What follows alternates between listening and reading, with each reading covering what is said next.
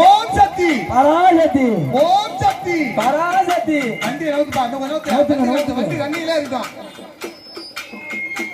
அதுல தங்கச்சி அக்கா ஓம் சக்தி பராசக்தி ஓம் சக்தி பராசக்தி கொண்டு வா